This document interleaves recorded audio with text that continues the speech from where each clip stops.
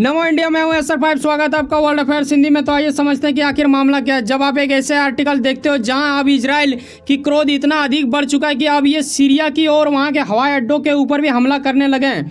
ऐसे में क्या हिजबुल्ला इनके ऊपर अटैक लेंगे और इस्लामिक कंट्री कितना इनके ऊपर टूट पड़ेंगे, इन सभी विषयों के ऊपर आकलन और साथ ही क्या अभी पुख्ता सबूत मिल रहा है, इन सभी विषयों के ऊपर चर्चा करेंगे। यकीनन आपको पता होगा कि 7 अक्टूबर से ये शुरू हुआ था मामला और आज करीब 2 सप्ताह से अधिक होने के बावजूद भी इजराइल की क्रोध शांत नहीं हुआ और आज भी गाजा के ऊपर अटैक हो ही रहा है। लेकिन वेस्ट बैंक जो कि फिलिस्तीन का हिस्सा है, गाजा भी फिलिस्तीन का हिस्सा है, आपको पता होगा। लेकिन हमास जो कि एक आतंकी संगठन माना जाता है, जो कि इजराइल कहते हैं अपने ओर से। क्योंकि मैं ऐसा इसलिए कह रहा हूँ, क्यों आपको ये भी समझना पड़ेगा कि कई सारे ऐसे इस्लामिक कंट्री है जो हमास को आतंकी संगठन मानता ही नहीं है। लेकिन अब मामला ये बढ़ चुका है सीरिया की ओर और सीरिया के ऊपर भी अटैक होने लगा है।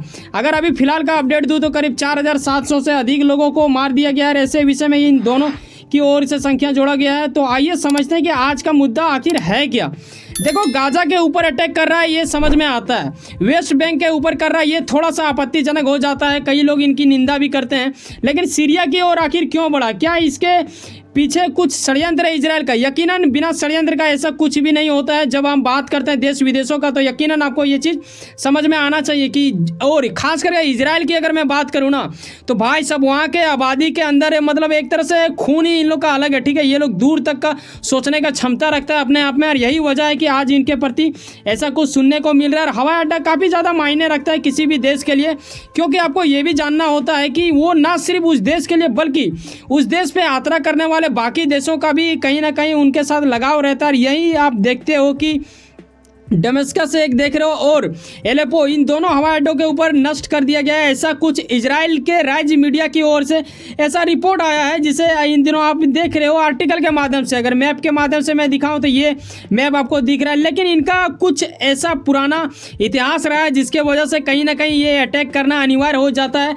ऐसा कुछ आप अनुमान लगा सकते हो, क्योंकि इजराइल ने अभी तक इनके प्रति सफाई के लिए ऐसा कुछ भी बयानबाजी नहीं किया है। और कहीं ना कहीं जब इन्होंने बयानबाजी नहीं किया है तो आप समझ सकते हो कि इनका अंदाजा क्या कहने का होगा।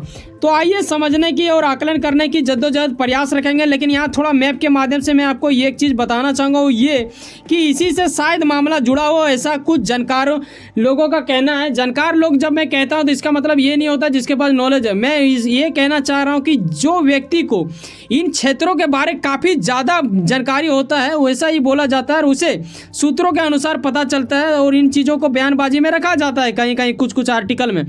तो ऐसे में यहाँ जो आप देख रहे हो ना, इस छोटा सा लोकेशन के लिए ही ऐसा हो सकता है, ऐसा अनुमान है।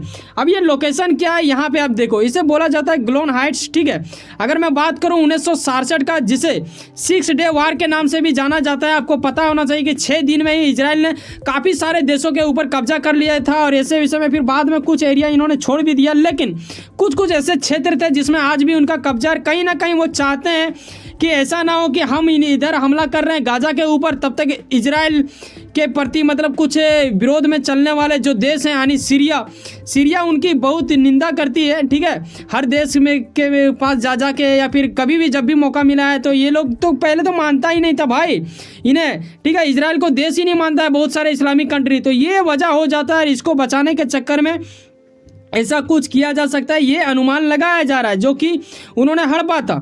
लेकिन अब जब यहाँ पे अटैक कर दिया दो जगह, खास करके ये इनका राजधानी है, ये अटैक करने का क्यों? देखो, इसके साथ कुछ और भी भड़क सकता है। जैसे कि मैंने आपको पीछे बताया हिजबुल्ला क्या होता है ये आपको जानना होगा। देखो, फिलिस्तीन के आतंकी संगठन को बोला जाता है हमास, जो कि इजराइल की ओर से बोला जाता है। कई सारे ऐसे भी देश हैं जो उसे आतंकी संगठन नहीं मानते। बिल्कुल उसी प्रकार एक लेबनान, जो कि छोटा सा एक देश है जस्ट उसके सटे हुए, और ऐसे में वहाँ पे कुछ आतंकी संगठन बना हुआ है। उस संगठन में से एक संगठन है हिजबुल्ला, जिसे आतंकी संगठन का नाम दिया गया है इजराइल की ओर से। ऐसा कुछ आप जानते हो।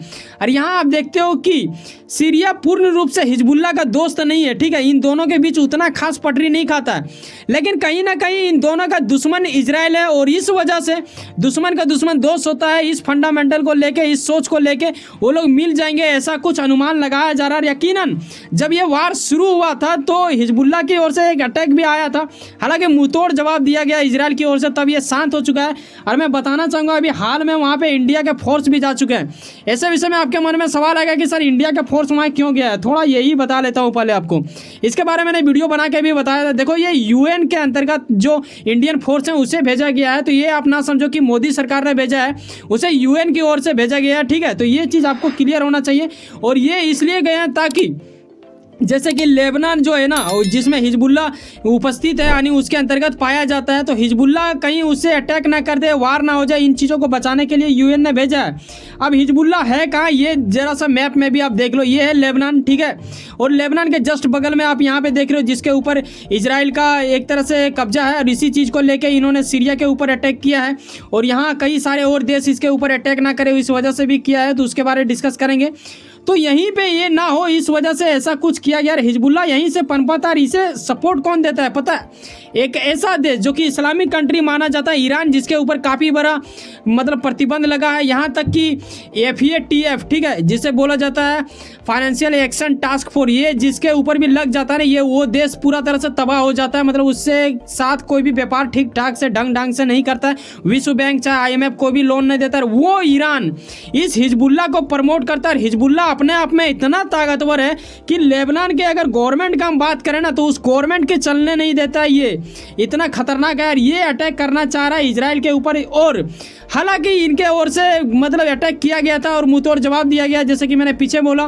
लेकिन उसके अतिरिक्त आप देखते हो कि इजराइल के PM नेतन्याहू की ओर से एक चेतावनी भी दिया गया, एक तरह से बोलो कि कड़ी निंदा करते हुए इनका एक कड़ा धमकी गया उसके पास, वो ये कि अगर आपने अटैक किया दोबारा तो आपका नामो निशान मिटा दिया जाएगा। जिस प्रकार गाजा में अभी आप देख रहे हो कि ज़मीनी कार्रवाई वहाँ पे करने के लिए शुरू कर दिया गया। हालांकि ये टाइम मतलब टलता ही जा रहा है, क्योंकि बीच में एक तरह से माहौल ख़राब हो गया था। बीच में आपने फिर देखा कि वहाँ पे अस्पताल पे अटैक हो गया, जो कि हमास के आतंकी संगठन के कुछ लोगों की ओर से मिस फायर की वजह से ऐसा हुआ।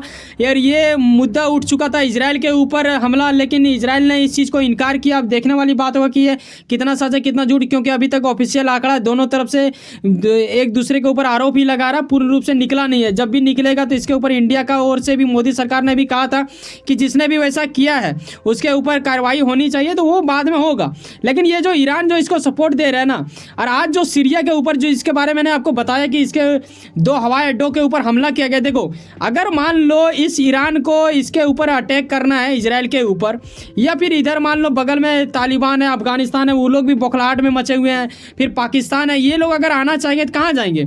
इसके बगल वाले देश में जाएंगे, सीरिया में। अब सीरिया का इन्होंने हवाई अड्डा ही उड़ा दिया, अब कहाँ पे लैंड करोगे? सबसे मेन प्रॉब्लम, अब रोड टू रोड तो नहीं ना आओगे भाई, हजारों हजार किलोमीटर दूर हो आप, तो पाँव वहाँ टूट जाएगा, गाड़ी वाड़ी भी टूट जाएगा, तो आपका इधर आने में बहुत ज़्यादा टाइम लगेगा।